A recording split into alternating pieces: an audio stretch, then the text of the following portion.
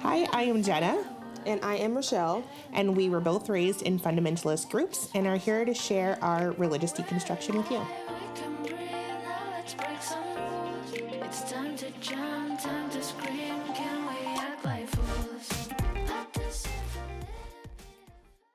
Welcome back, guys. Hello. We are happy to have you here. If those of you have not been here before, my name is Jenna. And I'm Rochelle. And we were both raised in fundamentalist churches. And we're here to share our deconstruction with you. And today, we have a special guest. My husband's here. Daniel, say hello. Hello. Tell us a little bit about yourself. I've survived 35 rotations around the sun. Okay. I'm an avid lover of food. And what's your favorite food? Or favorite type of food? Italian. Italian. Okay. I like pasta and pizza. Oh, yeah. Who doesn't like and pasta? garlic bread. Ugh. Yeah. Now we need to go eat. Yeah, I'm hungry. Let's turn this off. I haven't had dinner yet. That sounds amazing. That sounds like perfect to me. That's awesome. So I'm married to this one. Yes. If you need to know, surprise. Surprise. Spoiler alert. Spoiler. And you guys have a daughter together. Yes. Yes. Just the one. Just the one. No more. And not no gonna more. be anymore. Shop is closed. Not gonna be anymore. They said go forth and procreate. We did. They didn't say how many times. You're done. You've done your part. We've done our part. You've kept the human race alive. That's it. We've You're contributed done. to the population. That's fine. Yeah. Awesome. So today's topic, do you want to tell what it is? Yeah. So today it's gonna be a little I don't really know how to explain it. Like, I guess Daniel's just gonna kind of talk about his experience, maybe being married to someone who was once in a cult and is now no longer in a cult. I feel like it's going to be a little Q&A. Yeah, ish, right? That's kind of what I was thinking. Because, like, I do think it's interesting that, so you guys have very different upbringings. Yeah. Very.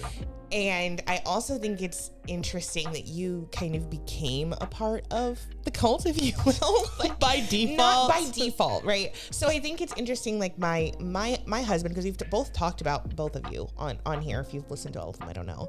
But in my experiences, you know, my husband had been raised off and on in similar situations, right? But not at the same level that I was necessarily, but he kind of relates. But I'm curious to know because I don't know if I know all your background on this. So tell us, how were you raised in relation to religion? Go to church every Sunday, sometimes Wednesdays. I was a Baptist / what was it? Christian. That was my grandma's church. It was a church out in Oak Ridge that she went to. I used to go there a lot with her. Did you say Baptist / Christian? Like Isn't Baptist Christian or no? Well, not like Southern Baptist, even though we're in the South. And Oh, more like First Baptist type of Baptist. What, I don't know what the difference Oh, okay. I can definitely tell you the difference because I've obviously Tell been in me, both. what's the difference So between that? Southern Baptist is more like evangelistic style, like very charismatic. Oh, okay. Like, yeah. And then like First Baptist is more like, Is that like the Baptist church that you and I yes, grew up adjacent to? Okay, because Yes. I know what that one is. It's Okay. very similar to that. That's I'm the difference. totally then there tracking. was also a very Yeah. big difference. My grandma's church, on my dad's side, the church in Oak Ridge. There was I forgot the type of church it was, but like they just sang hymns. They didn't believe in instruments in the church. Mm-hmm. Which one is that? Church of Christ. I didn't. No, maybe it's it's not not. Church of Now Christ. No, it's different. I think Jehovah's Witnesses don't do music either, do they? No, they weren't Jehovah's Witnesses though. That's for sure. There's several that don't, and is Mormon one of them? I believe. So No, I've got a phone. I don't know. I dated a guy who was Mormon, and I brought him to church with me, to our church, and he thought it was so weird that like we had a stage and a band on the stage. But either way, so you went growing up going to both of these, yes? Yeah, vehemently was forced. I didn't want to Okay. go. Never wanted to go. Went to church pretty much every Sunday. We're talking the black church where you go in at 11 o'clock and get out of that bitch till like 3. Yeah. Yeah, that was always fun. And then pretty much wherever I was at, whether it was my grandma out of town at my mom's side, or staying at my grandparents' house on my dad's side, or with my mom. We were at church every Sunday, sometimes Wednesdays, VBS. So you were really involved in church. About what age was that? Pretty much from like young kid up until in my teens. Like I was baptized when I was 8, 17, 16. Okay. Something like that. In my teens I was baptized. But up to that point I just been attending church. But I was never really into it per se. You just went with it because your family made you? Basically, yeah. I used to fall asleep every damn Sunday. So what role, if you don't mind me talking about this, your parents were divorced. Yes. Correct? Okay. And they, if you don't mind me asking, like what age did they divorce? Officially when or not living together, I guess. When I was 4. 4. Okay. So when you were with your dad, or were you ever with your dad, or were you always with your mom? Always the mom. When I was over with my dad, we didn't go to church. Okay, so that's what I was going to ask, if the dynamic there was a little different. So it was your mom that was adamant on church. Okay. She still is. So she actually asks us, like, y'all going to church this Sunday? Like, yeah. Same, bro. Same. So, what role did church have in your actual like day-to-day life? Like, did it influence you outside of a Sunday morning that you were drugged to church? Like, were there rules in your house or a way you did things, any of those things that were like religious? Not really, no. I mean, my mom played gospel music every once in a while. More so at her mom's house, I had like, she was more strict, but that was more so like, anything major, but it's like people I couldn't hang out with and stuff like that. Yeah. Things I couldn't say. But she didn't really make me abide by too many outside crazy rules or anything like that. She was really heavily into the church, which I think your grandma. Which I think that's what influenced my mom, because like she played piano at 2-3 churches in town. Yeah. And she'd been doing that for years, and so she was known in town as like one of the piano players. And she was like avidly going, like she would go to church like 3-4 times a week if possible. Yeah. So what type of church is your mom still in? That's a good question, because she's at a different one now. We used to, I can't say because I don't like it. We used to go to one out in Houston. Yeah. That was the big one. That's when I got baptized at. But and was this a big church? Or yes, so it's like a mega church. Okay. Not a mega church, but. So when you say big, give me ballpark. Well, okay, so I wouldn't say like what's his the a-hole that locked Olstein. Joel Olstein. Thank you. Yeah. Not Lakewood. Like Lakewood, thank you. Not like Lakewood. That's like size. mega church on crack. Yeah, exactly. Yeah. So it's a big church. I would say over 1,000 people. Close. Around 1,000-ish. But they did have, actually probably over 1,000, because they did have 2 separate services. They had one service that started at like 9 to 11, and the second service that started from like 11:30 or 9 to 10, or 8 to 10:30, and then like 11 to like whenever. And he also actually has he had a YouTube channel or a live stream that they did, and they did that, and we're talking before it was popular. Yeah. Yeah, this is talking 10, 12 years ago. Now I saw the other day one of it was like a cowboy church.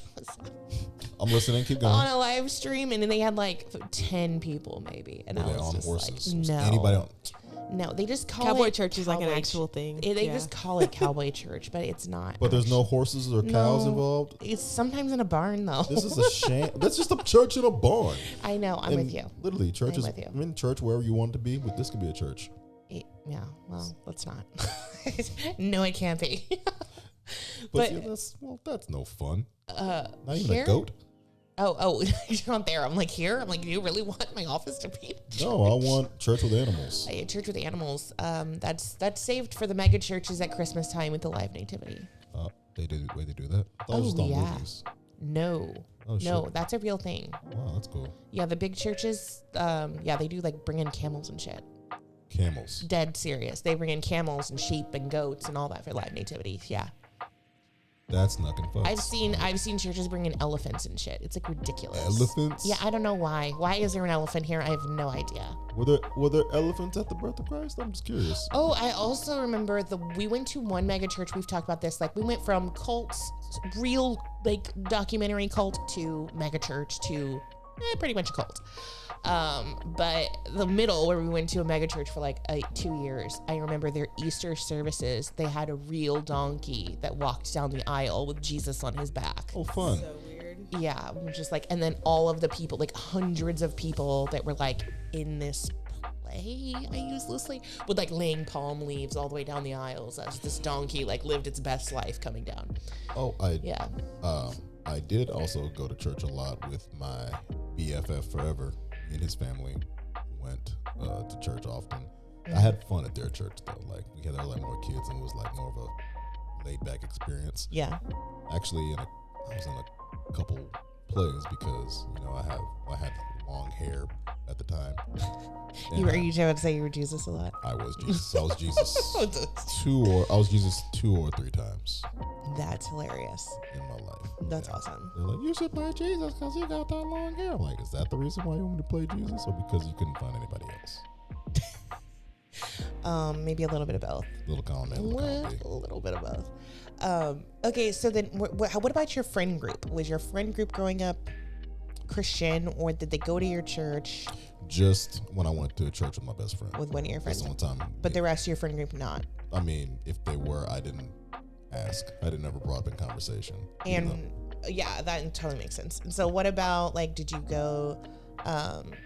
guys have like any like restrictions on like media or TV or anything like that, like music, stuff like that?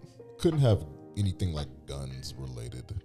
Like I had a Nerf gun, and I got I a feel like Nerf that's gun. not just a Christian thing though. I just don't think I think of as far as like restrictions. And you're also like a black male. I feel like there's a lot of influences in and, that. and music. My mother was not a fan of anything with that parental advisory label on I the. feel like all those are normal though. Like Yeah. non-Christian parents do that. Oh, I feel like. Yeah, I think How so. would I know? I don't know. I don't know. I was the one of my friends who had the edited versions. I remember I was singing a song, and I was like singing that. I sang like the edited version. My friend's like, Yeah. "The hell are you saying?" I'm like, that's how the song goes. He's like, "No, it's not. This is how the song goes." I was like, "Oh, Glass shattered.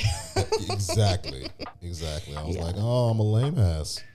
That's wonderful. Dude, I didn't see Aladdin until I was 18 because I wasn't allowed to. So You didn't see. I had the lock on lameness. Dead serious. You didn't. No, say what again. I did not see Aladdin. Oh, I thought you said you didn't sing in Latin. I was like, You're like, is that you sing in Latin is now? that like a normal thing? I was like, No, I didn't see Aladdin until I was 18 years old. dang, my parents took me to see that on. So sad. at the I remember seeing it in the theaters. Yeah, Those my are my mom. last memories of them together. We had this whole like, I think we had this one like traumatizing moments episode at some point.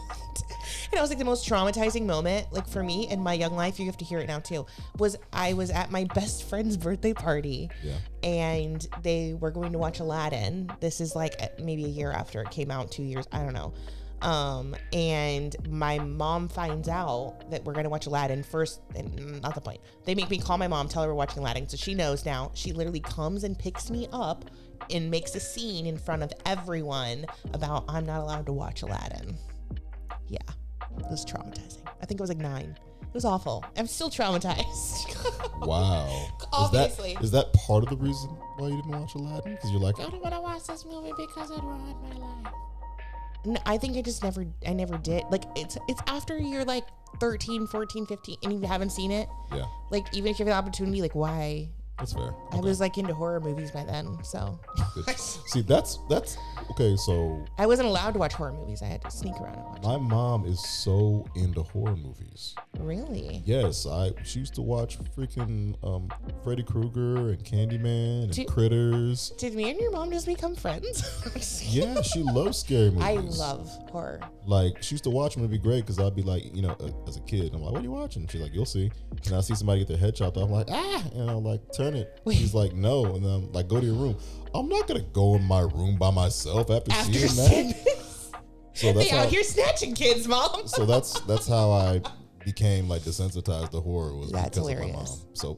So yeah, my churchy mom that drug me to church every Sunday and sometimes on Wednesdays and made me go to VBS every summer. Well, not every summer, a couple summers. Yeah, but a lot of kids I feel like went to VBS even if they were non-Christian simply because it's free childcare. Yeah, literally. But it was like, That's honestly the only thing that tempts me to take my kids. I'm like, oh, God, I can get rid of these kids for like 3 hours. But then you'd have to undo years. Oh, yeah. Then it's going to be like trauma and yes. indoctrination. Yes. Well, to be fair, honestly, at least at the VBS, I mean, it could be just me. Maybe I didn't feel like I was indoctrinated. Got to make, crafts and shit. I don't think a week, I mean, if we're being honest, I don't think a week at VBS is really going to make that big of a lifelong impact unless your family then gets drug into like the really indoctrinated shit, right? Yeah. So, I mean, anyways, so I don't think that's necessarily that alone would do it. I think it's one of many tools. So. But yeah, so I grew up going to church, but I never wouldn't say I grew up like in the church. Yeah, per se. I'm with you. Okay, so since I feel like we've neglected you. No, I'm just listening. Do you want to tell us like where were you at in your church journey when you met him? Yeah, I think when I met him, I was really, really deep into church. Okay. I'm like, because that's when you were a worship leader and we lived together. Yes. Yeah, Yes, that's so I accurate. think like you were going to everything and I was coming to everything with you because, God, we're roommates. You guys met whenever we were roommates? Yeah. Gosh. Wow. It was at the very end, the tail end of it. Yeah. Jeez, that's crazy. Okay. Um, So you were going to church. Is that also like when you were involved with your parents' church? Like, Yeah. And leadership and stuff? Mhm. Okay. So you were pretty far in. yeah.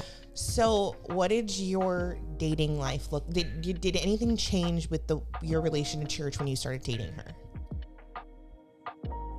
Personally, no. Like, as far as like my feelings towards it, I just Not necessarily your beliefs, but I mean, like, were you going to church at the time when you started dating?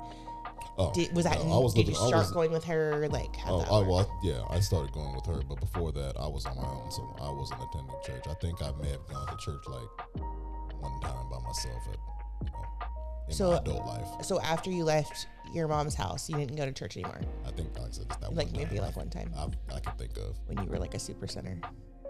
Yeah, just teasing. when I was. I'm not anymore. Well, no, because I don't believe any of us are.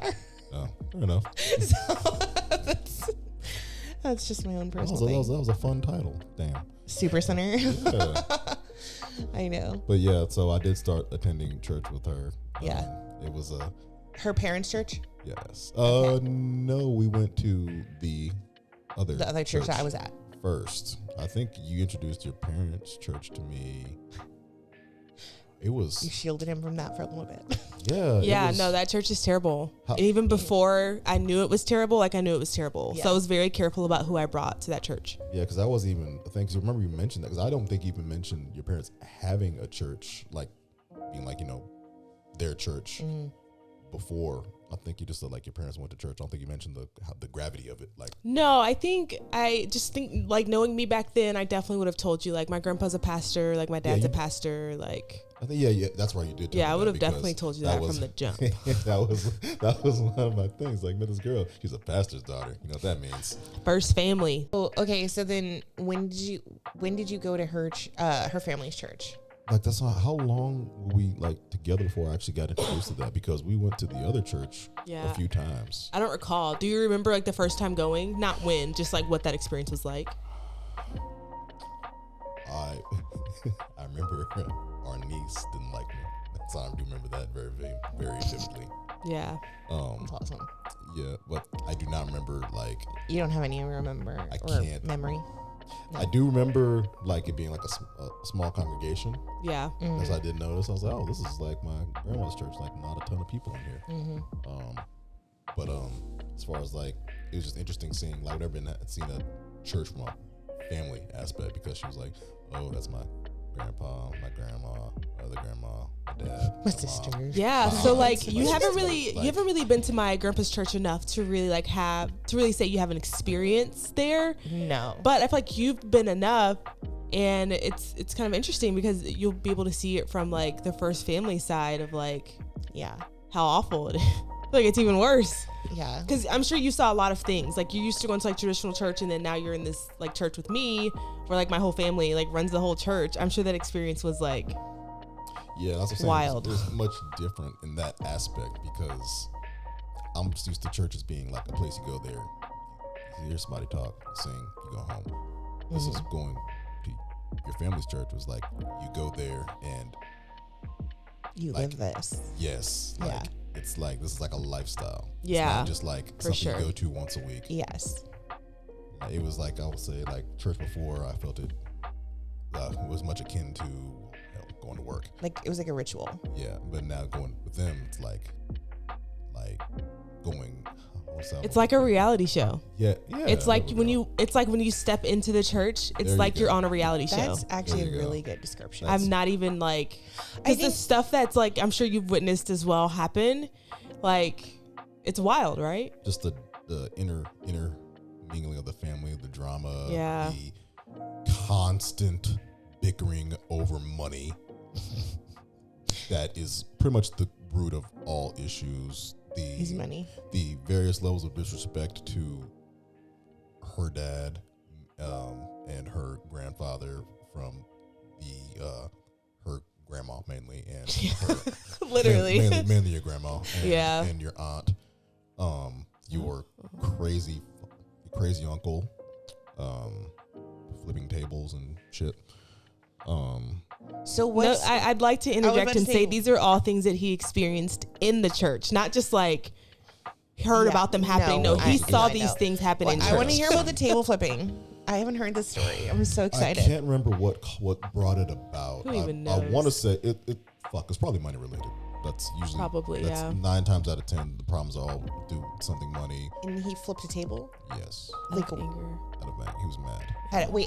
That was at the dinner though, right? It was like a dinner. It was like a dinner at church. Yeah, it wasn't at dinner. But they were like fighting. I don't know. They were like arguing about something. I literally have no idea. It could be anything. Like stuff like that happens so casually and so often that it was just like, oh, he's going off again. You know. Not to mention his title as a evangelist. And he's on his 5th wife? 7th. How is that legal? Oh, he got married in other states. Yeah. I say you only have 5 marriages in Texas. I heard that, but he's been married in multiple states. Is that true? Yeah, you can only get married 5 times legally in Texas. And then they're like, you're done. Basically, you can't figure this shit out. You're done. We're cutting you off. I feel, I don't know why anybody even does it twice. Like, whatever. That's a whole separate subject. But, okay, we're gonna move on. So. Was there ever a moment or anything that happened that you were like, what the fuck am I, like, in either of the Was there churches? ever a time when you were like, I gotta get the fuck out of here? Or you were wondering what the fuck was going on? Yes, actually. I'm trying to think how it came back to. Let me preface this with, are you from a background that does the Holy Spirit and tellings and stuff or not? Not us. I've seen it. Okay. I've witnessed it. So it wasn't like your first time seeing that in these other churches? No, but they didn't really, y'all's church didn't really do the tongues. Just when we have like visitors. Yeah, but y'all's main congregation, which I also feel, that is also fucking weird. What? The school family, what do you call it? The group? What's the word? What's the word? Oh, the districts, how all the churches. Thank you. The districts, first the fuck off. What is this, a school?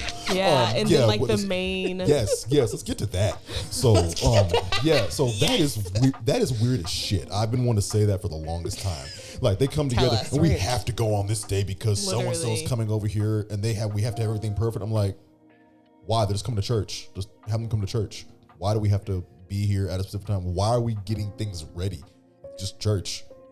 You do what you do normally, just as more people. So congratulations, you get a bigger offering. I don't understand why we need to like stress out because they don't want to see the church in the building hadn't changed. Yeah. Like there's nothing you need to impress them with. Was there like a hole in the wall or something that we don't know about? No. Yeah, so they'll like, if we have like a big thing coming up, they'll like call everybody to the church to like help clean or like make food and like put all these plates together, like hundreds of plates together for people. Like it's intense. Bring a dish. I'm like, this is a potluck? Like, why are we required to bring? I've never had to bring food to church. Like, so you have to like get there like 10 in the morning for the first service, and then you don't leave until like we have to get there early. 5, 6. And they come over and like they'll come over and they're like cars. They'll come like a bus load of people. Like some people come from Austin. Yeah. Like they drive like far because it's like this district is wide, but apparently there's like. She mentioned to me there's like scandals in the district. Can we talk about? We can talk about anything. Okay, so we don't talk about like any of this at home, like church, religion. We don't talk about that. We just have different journeys, I think. Yeah. And I think it's just a little bit difficult for me to like try to get him to understand like the trauma. You know what I mean? Yeah. So we don't really talk about it. So this is the first time that we've really had a conversation about like any of this, really. This is interesting. Can we talk about, I don't know if this would be too much on the nose, about the gentleman that was with the lady of the evening. So first off, it's hilarious. If I have to be honest. And second off, like, he's still on the board, isn't he? Yep, here it is. Yeah. Like Got it. he was caught on film. What? Jesus, I'm giving. Butt ass naked. I'm literally like, and I love how this is the commentary. Here it comes. Here we go. Here it comes. And here, the best part is coming. The best part is coming. He tries to get this, like, give me my truck. Whoop, whoop. He opens the door, and 3, 2, 1, and he falls like a piece of driftwood. Oh, that was the best part. He falls like a 2x4. He's so stiff. He just gets rigid. Butt ass naked. Yeah. Oh, that's his dick. Okay. And he's like, and I remember he loved it.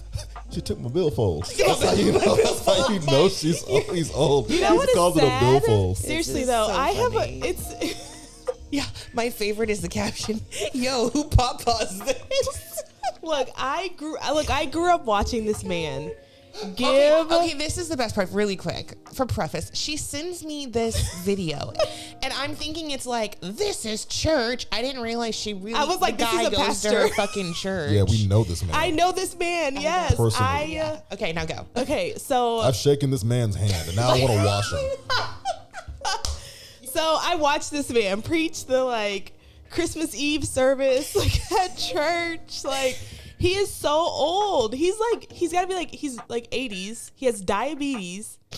I have seen him overheat in the pulpit and have to be escorted off. I'll tell you what else he was overheating. What are you doing with that little woman in the hotel? We Overheating. In the motel at that. That Yeah. was not a hotel. Sir, It was a hotel. there is Hotel. nothing that would have gotten me to leave out of that hotel room. There is Take not my wallet, one babe. thing. Like, You can no have way. every single thing. You can have the skin off my body. I'm Jesus. gonna sit right here. I'm not leaving. I'm not walking out. Are you kidding? I'm not chasing a car butt ass naked. Oh my god. No, he wasn't butt naked. He had a shirt on. Okay. He was Did just- not he was- cover his dick when he bent over. Well, he wasn't Winnie the Pooh. And then he's like so old that he doesn't know that like people will record you when you're doing stuff like that. Yeah. He's like talking to the guy with the camera. Yeah, he literally said he took my billfold. I'm like, he's recording you. He's Don't the- talk to him. Yeah, he's the wrong person to talk to. Anyway, so we have that kind of stuff going on. I feel like back to the meeting of the districts and everything, when those big meetings occur, I feel like it's all very fake, or it's what's the word? Performative.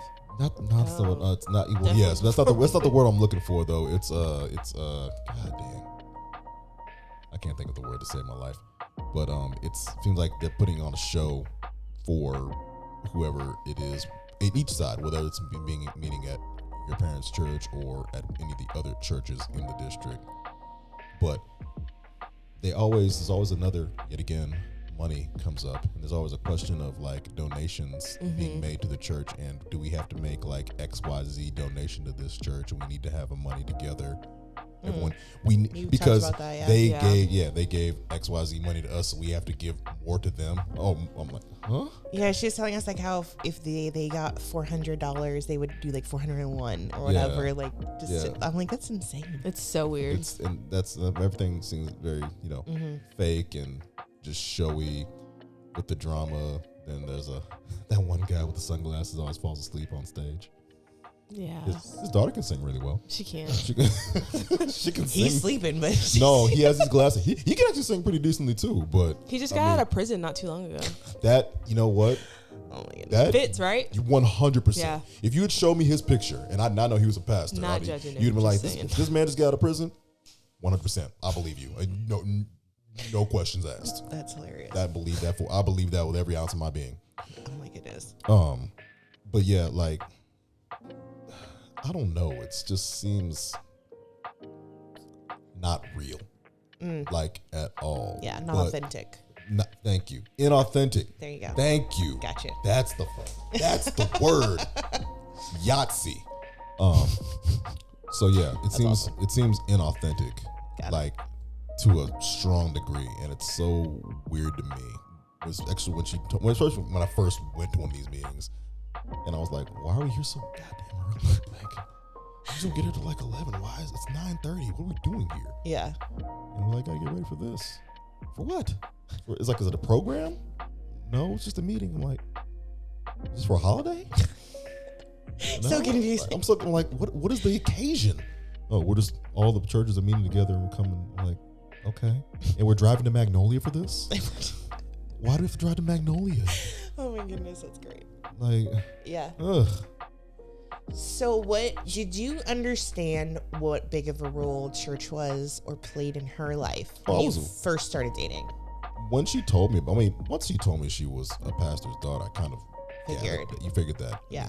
Because there's two types of pastor's daughters. The one's like, hey, church, and the one's like, hey, church. Like, there's only two options. Hey, church, you church. Okay. Yeah, there's only two options. They're really into it, they hate it. So, and obviously she gave me the vibes that she was into it. So I was expecting that. Yeah. Not that, but I was expecting, not what we got into, but I was expecting her to be like, about it. Yeah. Which, like I said, I've been going to church my life, but it was never something like really big personal to me. But I was like, Right. I like her.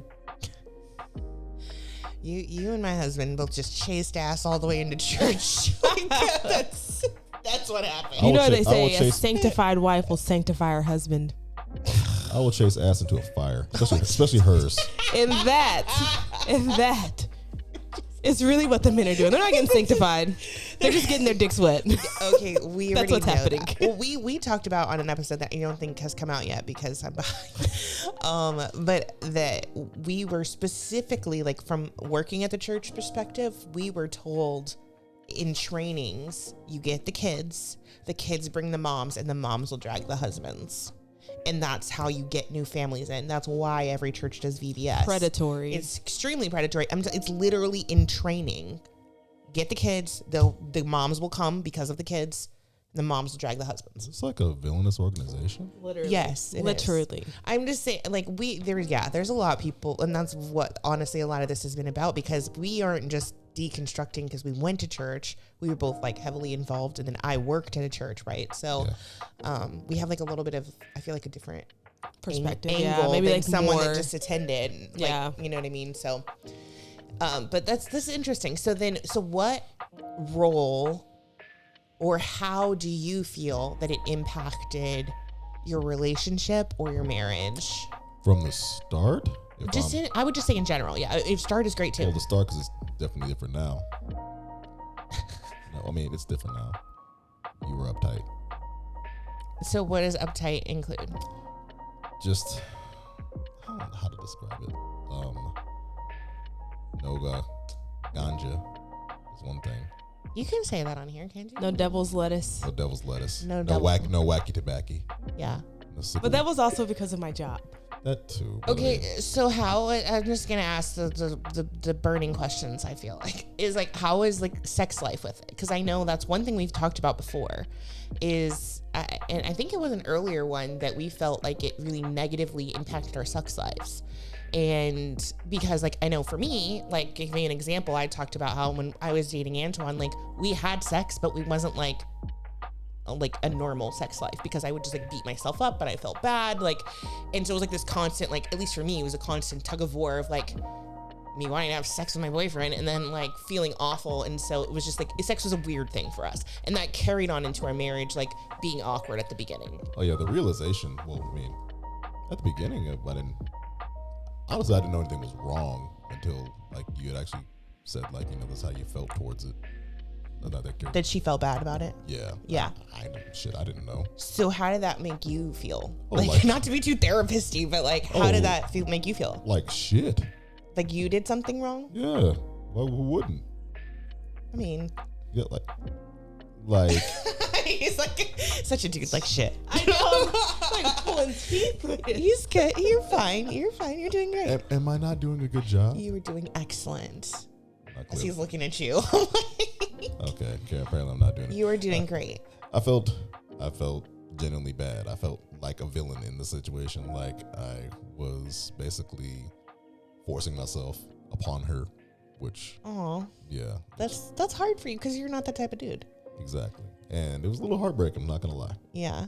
But then in the church, you're taught, like, when your husband wants it, you give it to him. Right. You know? Mm-hmm. Yeah, no, that's definitely a thing and women at least are told, like, your body is not your own once you're married. Yeah. Like, we're told your husband has full control of your body, and there's no such thing as marital rape, essentially. I would like to say that is horseshit. If you're listening to this and you are married and you believe this, it is a lie. It is a lie. But okay, so how did that impact? So I'm curious on the year. So we've definitely heard the her side of it before on here. Not that you can definitely chime in, but I'm saying I would really curious, how did that impact you and how you approach sex? And did that carry into your marriage? Well, I know this is really personal here. Well, but that's the thing. I didn't really know was an issue up until like, past couple of years. Oh, so you didn't? I thought you meant like you found out when you were dating. No. Oh my gosh. This is recent. This is fresh. Oh, okay. Talk me through it. So what did that? So now I'm with you. If I'm being honest, Yes. a lot of it I didn't even know about till I listened to this damn show. Really? Yeah, that episode. Like Yeah. literally, I found out that day. The one that Like, came she- out that she- said like she like felt like she had to have sex if Yeah. you wanted it. Yeah. Yeah. Like she never really like never talked about it like that. Yeah. So I was unaware. She's like, yeah, okay. I was like, yeah, fuck yeah. I mean, come on now. Yeah. I mean, there's no possible way for you to know that unless it was vocalized. So I don't Yeah. think anyone that listened to that But I mean, No, got it's a, not why would a you- thing. why bad would you impression of you. voice an opinion on something that you didn't know you had an opinion on? Well, not me, but her, for instance. Why would she voice an opinion to me on that she knows she had an opinion on because she was raised to. I didn't know I had an opinion. Yeah, she was raised to not have. Exactly. You can't voice an opinion you know you had. It's like, wait, I have a choice? It wasn't until I like really started like doing some looking inside that I'm like, hey, you are your own. You do not belong. No offense to you, but Yeah. like you don't belong to anyone. You belong to yourself. You Yes. can make decisions for yourself. Yes. If you want to do something, do it. If you don't, absolutely do not do it. Yeah. I have no obligation to anyone. Yeah, I agree with that. I also don't think, like, I wouldn't want somebody to have sex with me because they had to. Yeah. Either. I'd be like, well, this is not like a hostage situation. Like, you know what I mean? Like, I wouldn't want on be on the receiving. Hostage situation. Yeah. That's a good term for Like, the thing. right? I It's mean, not a great term. no, but that's a good term for I it. get what you're saying. Like, I mean, so I get that. So how has that impacted how you approach things or how you think about things? Or are you still, if you're still working through it, that's fine Still too. working through it. Still working through it. Actually, I get nervous now. About approaching sex? Yeah. But I think get I'm that. just like made a complete turn from like, oh, okay, like whatever you want it to like, I would just be like, no, I don't want it. And he's like, sorry. Oh my gosh. But it's not even like at him. It's just like me feeling like I'm in a space in my life where I can say no if I want to say no. So when I want to say no, I'm gonna be like, absolutely not. And it's not even like really at him. It's just like me feeling like empowered within myself after so many years of like not feeling like not feeling like I had that power. Yeah. not feeling like it was an option. Yeah. I understand that. So that's really that's a lot to work through, because I mean this podcast has only been out like what, like not very months, yeah, long, not right? long, no. So I'm like, so like literally in the last few months you learned about that. Yeah. I So also had a mental breakdown like 8 months ago. So that's what when we started this. I thought it was when you cut your hair. That was a year ago. I had a mental breakdown about a year ago. There you go. I cut all of my hair off and dyed what I had left red. Okay.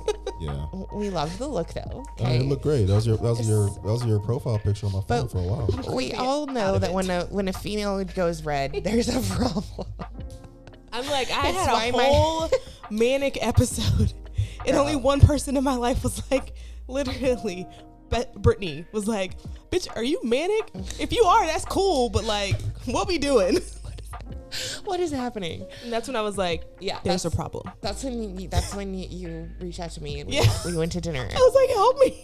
We're both really bad about like I'm really bad about like keeping up in general. So whenever you text me saying like, "Hey, let's do dinner," I'm like, "Oh my god, the world is on fire! What happened?" I think you like cleared your day I that did. same day. I You're like, cleared tonight. my day that same day. I'm like, And I'm yes, like, let's go to dinner. Yes, we did. Yes, I can be a good friend. Back to you.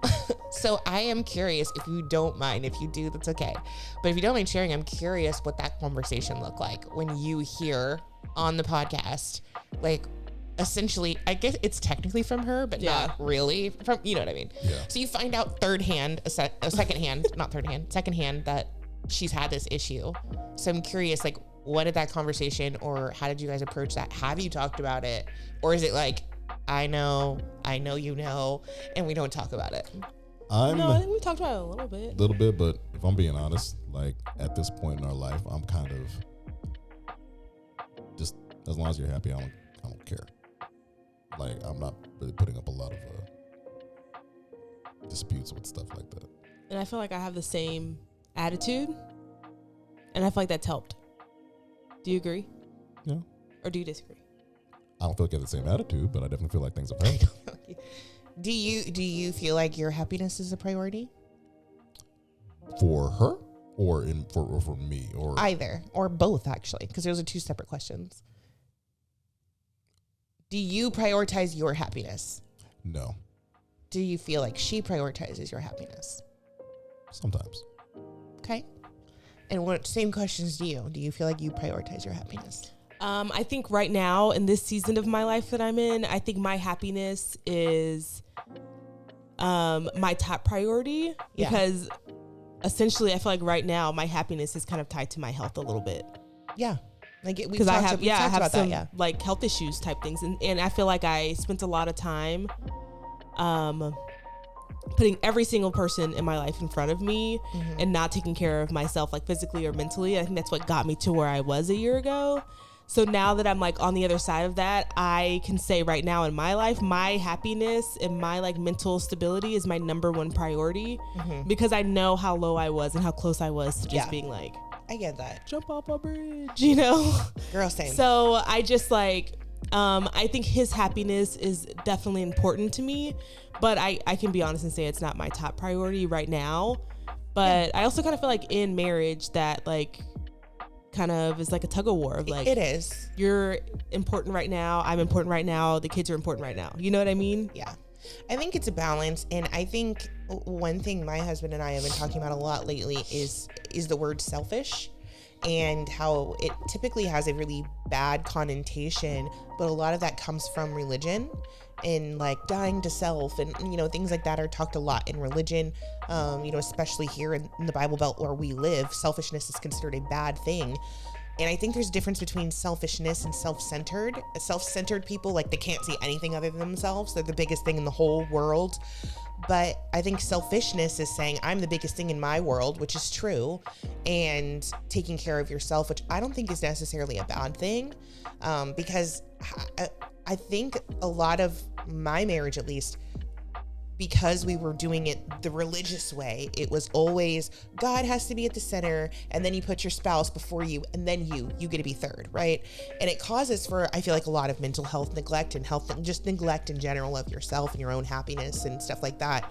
And I kind of compare it to like the oxygen masks in an airplane. Like, I can't help, like, for me and my marriage, like, I can't help you be happy. I can't help you live your best life if I can't be happy with myself in my life. And, you know, so I think it's kind of like the, you know, like to help yeah, for sure. Put your mask on for assisting anyone else. Exactly. Put your mask on. I like that analogy. Actually. You have to deal with yourself, and then selfishness allows you to then be able to help others, because you know what I mean. Like, you can't if you're not stable yourself. Right. So, anyways, that's what I think. So I guess all of that was to say, like, I don't think there's anything wrong with you, in my opinion.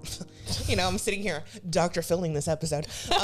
But in like, your professional opinion. my professional opinion, I don't think you saying like, yeah, my happiness is my priority, is a bad thing, and saying like his comes secondary, because I don't think you can help him with happiness without your own. Yeah. But so how has her deconstructing impacted you in your life, in your marriage, in your house, I think? Well, as of recently, it's been like a big turnaround. At least you can tell you that it has been, at least from what I've been doing. A turnaround? What do you mean? Like, in regards to, like, you know, helping out with being more responsible in the marriage, being responsible like as a husband. Yeah, so I guess I mean like more. No, I know what you're saying, but I'm like saying the like day-to-day type, or not just the day-to-day. Like, how is your either relationship or communication, or maybe even y'all's life philosophy, like what you see for the future or what you want for your daughter? Has any of those things changed as she's started to like deconstruct what she actually believes? as far as like related to be like what she was before. Mm-hmm. I mean, because you'll say like I'm a completely different person now than I was when we met. Like, what are those changes that you've seen? Oh yeah, I could say that. Like, she's not, I didn't marry this person. If I'm being honest, like she's in a good way or a bad way. Both. That's fair. As far as like I said, like she's in certain aspects she cares less. I don't say that's not the word I'm looking for. She's not as uptight about like uptight was like the first thing I said. She was a little more uptight about things. She's a little more carefree. Okay, so I don't know if you remember, like it was where we were dating. We got like to a fight and I just like stormed out and you were like bawling because I left. Like that won't happen now. I could leave. She'd be like, "Fuck off. Hope you get in a car accident on the way out." Like, so yeah, she had like an abandonment thing. I don't know if what that had to do with the church. Did it have to do with the church? Because she had like this weird like. She even mentioned to me, I was like, "Why are you getting so upset?" I don't think it was necessarily abandonment. I think it was anxiety.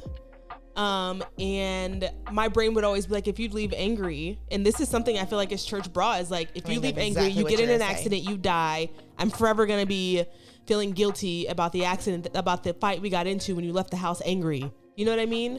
You also get the one thing, you can't let the sun go down on your anger. Yes. That one too, like, yeah. Like something I think a lot terrible of that was like, going to happen if that happens. I think a lot of that has. I get into an accident. It's not that I wish that you get into an accident. It's that I know how much I am worth now, and I am worth more than to just be someone who needs someone else so much that they are on their knees begging them not to leave them. Yeah.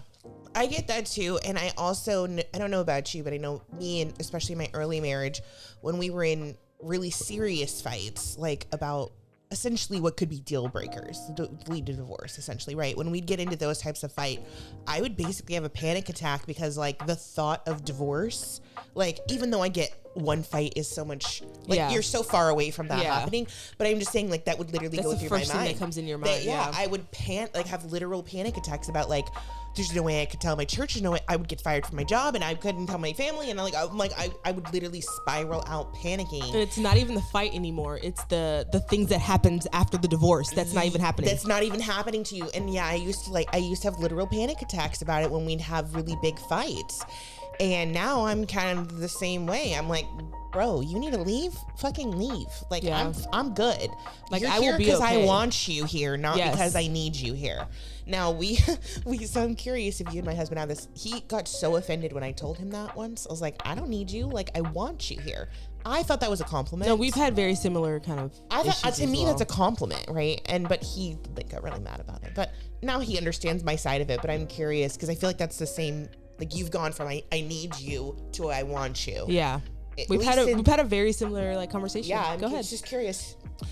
Yeah, that kind of did. It was kind of not a blow, but it was like, oh damn, that's.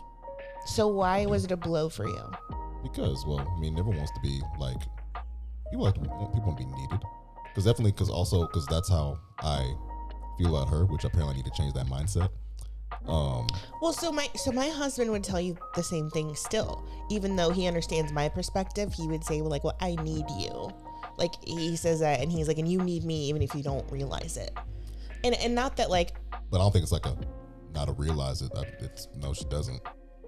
Well, I think he thinks of it in like, at least I know I'm speaking for him at this point, but like, I think he thinks of it as like, he does a lot for me. He really does. Like, he does a shit ton. He does so much with like kids. He does so much with the house. He does so much with everything, right? I just work, basically. He always laughs. He's like, I'm the 1950s wife. You're the 1950s husband. And I'm like, that's kind of true. Like, I get home and there's clean clothes in my drawers and food on the table. But that's just a dynamic that works for us right now. Yeah. But all that to say, so he's like, you do need me, like, because you're right. I can't do that stuff right now.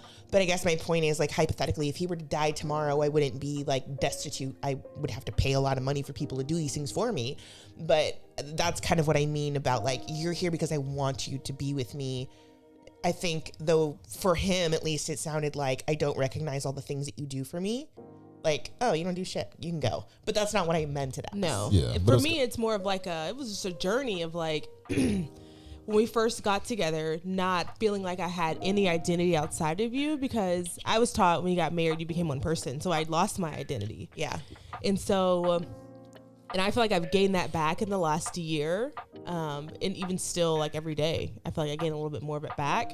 And so at this point in my life, like I don't depend on you for like my everyday, like almost like oxygen. I feel like when we were married, that's how, when we first got married, that's how I feel like I was as that dependent on you. Like I needed to talk to you every day. I needed to see you every day. Like I felt like I was physically ill if I didn't see you. And that's unhealthy for me. I mean, I feel that's unhealthy for me. Now I want to see you. You know what I mean? Mm-hmm. Like I want to be around you. I want to be married to you. I don't feel like obligated. I don't feel obligated. I feel like if things got bad, like I could walk away from this marriage and not feel like my family was gonna like shun me. And that was a fear. Like I feel like at some points, like maybe I stayed because I thought my family was gonna shun me. Now I'm staying because I want to be with you and not because I'm afraid of divorcing you. Does that make sense? And maybe because you didn't have the same kind of like upbringing, it's kind of difficult for you to understand that, you know, but I don't know. Maybe. I don't know. Do you feel like I love you less? Two-word answer. Because I don't like solely depend on you? No, I just feel like it's a little bit imbalanced. Because like, for instance, last weekend, the little tiff we got into in the driveway, like you just like, fuck it, I'm not going. Like I couldn't have pulled that with you. Like I feel like you absolutely could have. I said, I don't want to be in a place with you in public when I'm not in a good place with you. Yeah, okay, well, let me phrase that. Like how I was like, well, no, change your, like, reconsider. That wouldn't have happened. You wouldn't have said reconsider. You said, okay, bye. That's how I know we have different wavelengths on that or different thought processes on that. What do you mean? Oh, like if you had told me like you weren't going? Yeah, you wouldn't have stood there and tried to convince me to change my mind. No, I wouldn't have, because I want you to do what you feel comfortable. Like I'm not going to push your boundaries. Yeah. And because I don't want my boundaries pushed. You know what I mean? Like I get what you're saying. I think because you love me so much, you want me to come, and you just like are gonna try to convince me whatever to come, right? And because I love you so much, I'm not gonna push those boundaries and force you to do something that you don't want to do. Because I feel like I did that a lot when we first got married. The first few years, like I feel like I was always trying to force you to come to church or force you to go to Bible study or whatever it was, and I don't want to force you to do anything. Like across the board. I want you to do things because you want to. I want you to feel protected in that space. I want you to be okay with doing. If I go to church and you want to come, I want you to be okay coming. That's why I don't ever force you to do anything at all, whether it's going to a party or going to church. I'm never going to force you to do anything. All right. Understandable. What do you think about that? I love my Dr. Phil moment. I wish y'all were sitting on like the chairs. I feel like. I mean, you want us to move? I'm just teasing. I mean, it does give a different perspective hearing it from her. Yeah. Kind of, I was just like, how did you take it? Oh, just lack of respect, mutual respect, 100%. That's what I was thinking of on the way in the car. I was like, man, I'm gonna have something to say to her if she doesn't show up to this thing when we get home tomorrow. And then for me, I was trying to not go out of respect. So it's like two different perspectives. I feel like that happens a lot. So I know I've mentioned it a lot because obviously we're talking about a marriage, but like with me and my husband, you know, I've been going through this like deconstruction process is the best way I can put it for the last 2, maybe 3 years. Cause now I'm like, I feel like I've been saying 2 years for a really long time. Maybe it's been 3 years at this point. I don't know. But my whole point is like me and him have kind of both gone through that because he also was, you know, really indoctrinated into this lifestyle as well. And so we've kind of like been doing our own searching separately. And a conversation we've had a lot lately is like, it's almost like we're in a new marriage. And I know you said you're not the person I married, and not necessarily in a bad way, but like it's not the same. And we're constantly talking about like how we're having to relearn a lot of things and like relearn a lot of cues and honestly kind of like fix a lot that got messed up in the first place because of religion. And you know, a lot of that has to do with how we communicate or didn't communicate, you know, or like a big one is like sex life and stuff. And you know, that's really personal, but it's just like it's just, I told you, like our dating life, sex life, just that all that carried into the beginning of marriage. And then it wasn't until maybe, you know, a couple years into where we started having like an okay sex life. And it's just like, anyways, all of that has evolved. And especially now that, neither of us feel any like guilt or shame around like sex and sexual things. Like it's totally changed a lot. And so we're having to relearn a lot of things. So I'm just curious, like, how do you feel about that? And do you feel like you guys are going through the same kind of process of relearning each other? Oh, 100%. Like, I feel that, like you said, I married two different people. Basically, like, who I married back in 2014 and who I'm with now is not the same person. Like, not necessarily in a bad way, but not necessarily in a good way either. Certain things are like, oh yeah, that back then that was kind of nice, but then again, also now this is also healthy, as opposed to like not so much like thinking about what is nice. It's like she's in a good mind state. So how does it impact how you, like, I guess, approach or communicate with her? Oh, I really rather have me present for this one because. Oh, that's fine. We can pause on that one. Okay, Yeah, we're gonna pause on that. Yeah, we can pause. So, okay, well, I can ask you another one while we're waiting, because if we're leaving all this in, she had to step out to grab a work call real quick. But so what are you going to do to put yourself first and your happiness first? Make it a priority at least? That's a really good question that I never thought about until tonight. Well, that's good. Because I was too busy thinking about this one. I get that. So I never really thought about. Did you feel that way after, just because of marriage, or just because of like the stuff she's been going through the last like year? Stuff's been going through. Yeah, that you. Because I feel like personally, I was a big portion of that. I let her. I don't know how much of a portion of it. I feel like I was a pretty good chunk of it. I would say at least 60%. Would you say? 60% of what? I don't think she knows of what. Of your. Oh, I don't know if you heard when you came in. Of your. Well, I was saying with the stuff, everything you've been going through the last maybe year or so, and I was just asking like if he has any plans on how he could prioritize his happiness and well-being, and he said I honestly hadn't thought about it because he's been worried about your happiness and well-being, and then I said since you've got married or just like in this last year when she's had a lot going on, and that's where you came in. Since the last year, because I felt like I was a big portion of the unhappiness. Yeah, I think my health was not great, and that was very scary. And so I was stressed every single day. I was worried all the time, and I was very short on patience. And so I don't think it's fair to say like you were 60%. I think that's like a little intense. Maybe like 20% at best, I think a lot of it was like by default. I think there's a lot of things that you're doing now that you weren't doing then that definitely have made a huge impact on my journey. Just like around like helping out with, just around the house and stuff. That stuff has definitely made a huge impact on my like day to day, especially my physical like well-being. So I wouldn't say 60%. No, I'd probably maybe 20%, and that's just like I said. That's gotta be good to hear though. If you felt like you were most of the problem, I know that I was the problem. I know that like I was the problem.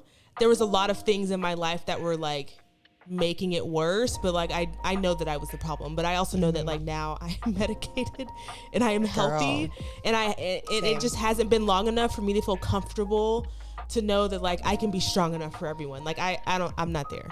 Not one of the strongest soldiers, still growing, but like doing my best, Yeah.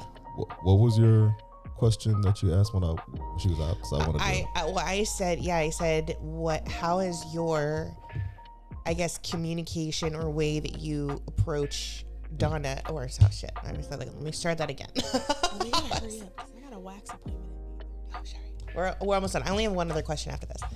I was saying, how has your communication changed, or how do you see it changing when it comes to approaching her now, like since she's like in the last year?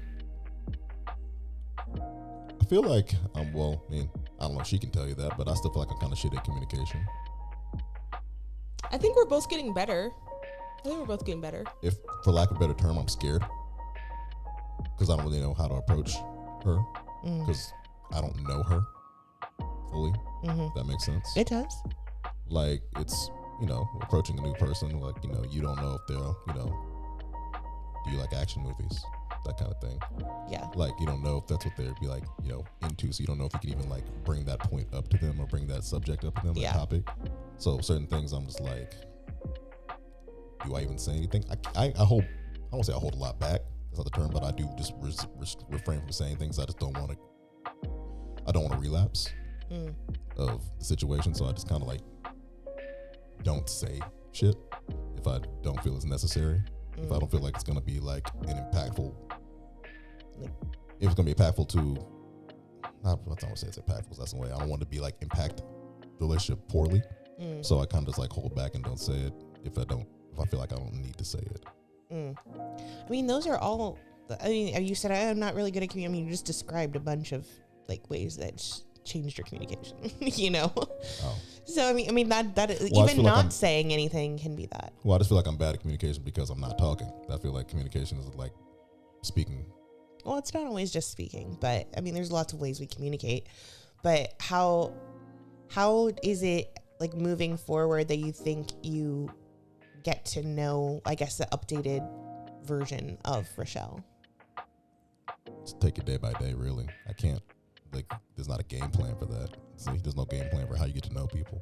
I feel like I try to do a better job than I have in the past of like, let's watch a movie or let's hang out or like, let's get a babysitter and go to dinner. I feel like I've been trying to do a lot more of that because I feel the same way. Like, I feel like I'm getting to know me as well, but yeah, I've been trying to like be intentional about like our time together. Yeah. I like it. Okay, so the one last question that I had that I realized we didn't ask early on, which we usually do, is where do your personal beliefs on religion lie right now? Like, what is it that you believe? Oh, yeah. Religiously or supernaturally or whatever you want to call it. I believe in a higher power. I believe in a creator. I don't believe church is necessary in the slightest bit. It's just a building. And when you say you believe in like a higher power or a creator, do you believe it as in like the Christian version that we grew up, or do you just think in general? As a title for Christian, like I'll say, God, Christ, but generally I just believe just a higher power. Like from a general standpoint, because I don't have a title put on it, I just don't. And I feel weird when people say the creator. Honestly, that's why I sound like we don't fucking know. Yeah, exactly. So I was like the title I was raised to know was that, so I'm just gonna go with God. I mean, God is across almost every religion. Yeah, but I mean, what they describe him as, whether people say God or Allah or all that good stuff. So I don't. Okay, so apparently we gotta get this short, but yes, so I am a believer in religion, but I'm a believer in a higher power, but I don't really feel like religion, it's as like an whole, organized religion. Yeah, is not. I don't feel it's necessary, just because people have wars over this shit.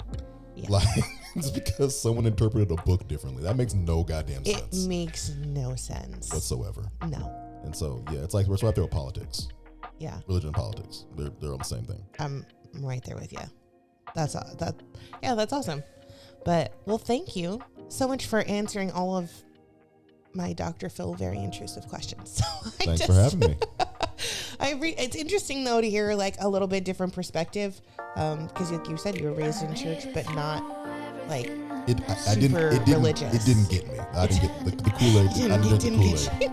It did not get me. Well, I'm very happy for you that it did not. But thanks so much. I think we'll definitely have you back another time. Talk about it.